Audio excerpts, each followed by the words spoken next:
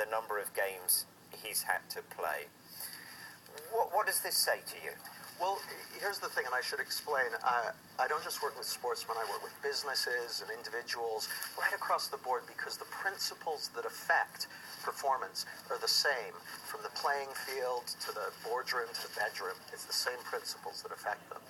And so the only thing that can affect a player's performance psychologically is their thinking.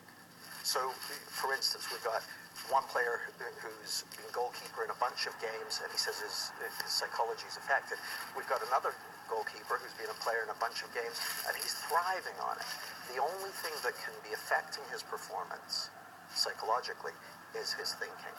And the reason I can say that with confidence for everybody is that the only thing that ever stops us having a high level of performance in any aspect of life is the mistaken belief that we're feeling something other than our thinking in the moment. And it looks like that, like players who have got relegation matches coming up, if they feel under pressure, it looks like they're feeling the match, but they're actually feeling their thinking. Just like a player who's got a free and clear mind, and he's out there playing with all his heart, he's feeling his thinking as well. If he doesn't have it on his mind, it's not going to be causing it a problem. So Arsene Wenger, well, he's always, hasn't he, been the professor. He's known as Arsene Wenger. He's dealt with many situations in his time in very varying conditions, hasn't he, Arsene Wenger? As far, Jamie, as taking a player out of the firing line and giving him a bit of time to recoup and rehabilitate mentally, is that always a good strategy, or is it best to just keep them in the firing line? Well, I can't tell you a single strategy that's always going to be a good strategy. So you take one player out of the firing line, he's lying, he's sitting on the couch, he's thinking about it all the time, his condition's getting worse. You take another one out of the firing line, he's got a clear head, or she's got a clear head. The thing is, when you've got nothing on your mind, you're free to give your best. The title of my book that's just come out is called Clarity, and it's basically all built around that fact that if a player's got nothing on their mind, they're going to play well. And if they've got a head full of superstitious thinking, they're going to play badly. Not just players, every field of performance. Public speakers, someone speaking on the news, they got a head full of thinking about their family or the match that's coming up or whatever. They're not going to deliver a good result. Let's stick with that thought about having a lot on your mind. Barcelona became the first team last night to overturn that 2-goal deficit to progress to the Champions League. How much does psychology play in the overall results? Because obviously going into last night, a lot of pressure on them to turn that round. For sure. And, just like a rich, nourishing soil is what allows a tree to grow and be strong, rich, nourishing psychology is what allows a player and a team to deliver a good result. It's always going to be, you think if someone's psychology is to pot, they're not going to play at their best.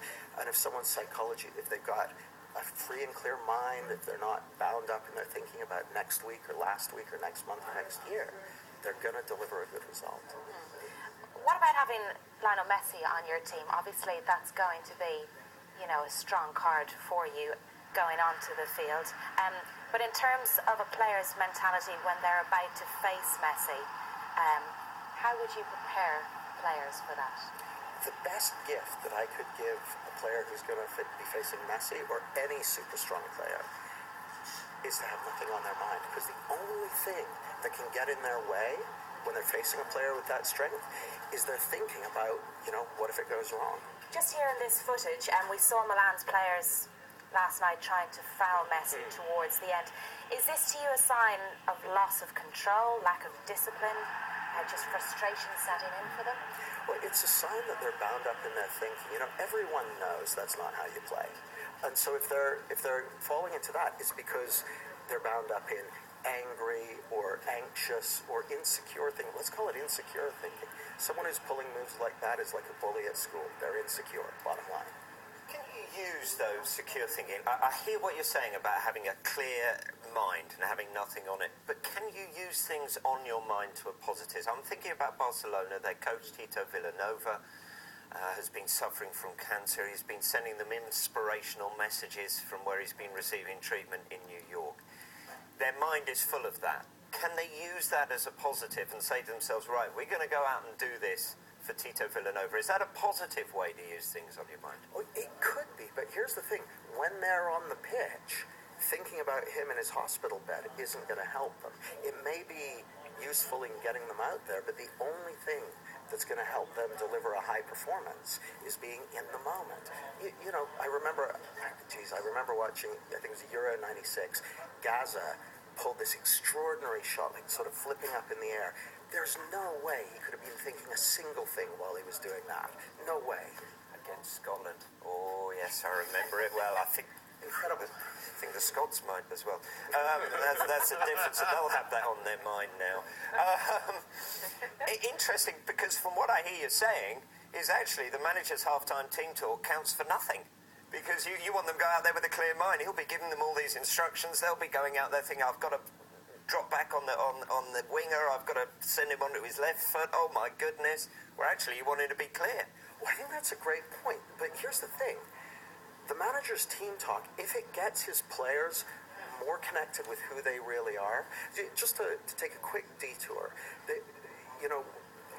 there's these things I call the 8 deep drivers behind high performance. And they're behind high performance for a manager, they're behind high performance for a player, they're behind high performance for everyone. It's things like authenticity, it's things like resilience, it's things like clarity. And if the manager is coming from that place, if he's not bound up in his superstitious thinking when he's giving the team talk, then he's going to impact those players and he's going to get them out of their heads and out onto the pitch. If his halftime talk gets them more into their heads, they're going to be going in the wrong direction. So I can't give you a single thing that's the right thing to do. It's all about where you're coming from. Is that why, in some ways, Jose Mourinho is considered such a genius? Because what he does is he takes the heat off the team. Quite often he'll go and sit in the dugout before the players come out, so he gets the abuse.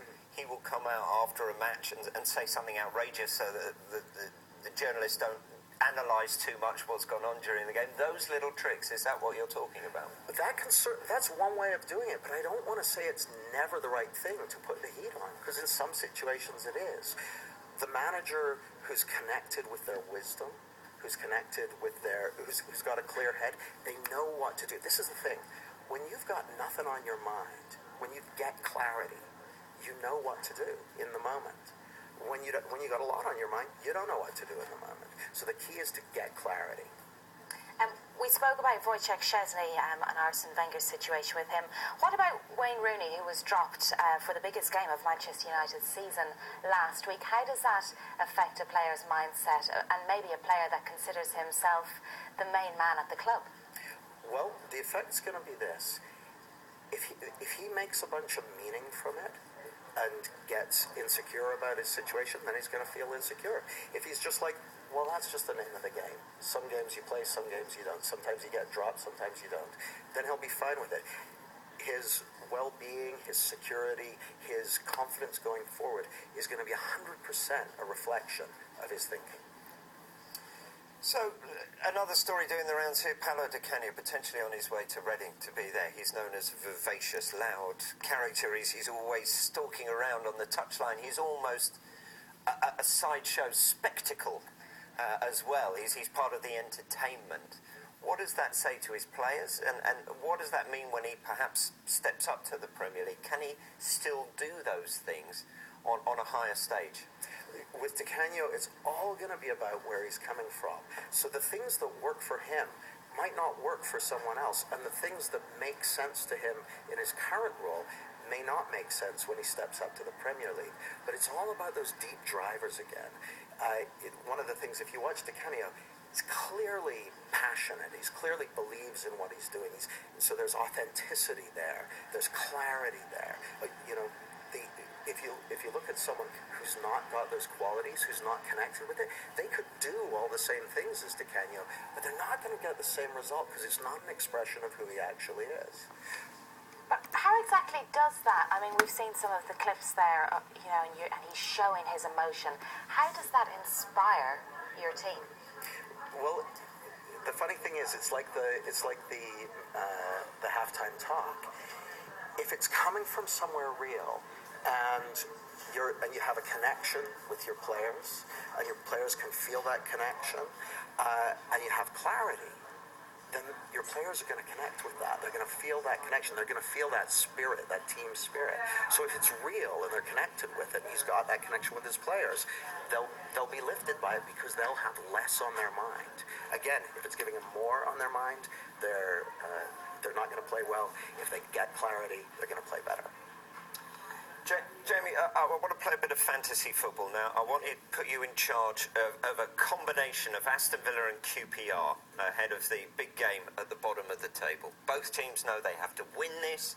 I'm going to be your player. Rachel is going to be your player. Here we are in the dressing room. Before we go out for this game, give us your team talk. The team talk for you guys would be, because here's the thing. If I know each of you, it may be something different or hitting on different things for each of you, because what I'm going to be wanting to do is connect with your passion for the game and to find a way to get you out there without anything on your mind, to let you know that, like have you ever seen in when we're doing the Olympics and they interview people when they've just won the gold medal, and they'd say, what were you thinking about while you're out there? And they'd be like, nothing. They say, well, what about the crowds? Did that really help you? Like, didn't really notice them. It's like, well, what about what happens next week? Was that on your mind? No, I didn't really notice it. The players and medalists the people who didn't win a medal, they had a head full of thinking. They're saying, I was thinking about how I lost last time. So what I'd want to be doing with you guys is getting you out there without anything on your mind, taking the pressure off you, getting you out there. It'll sound so cheesy, but getting out there and enjoying the game.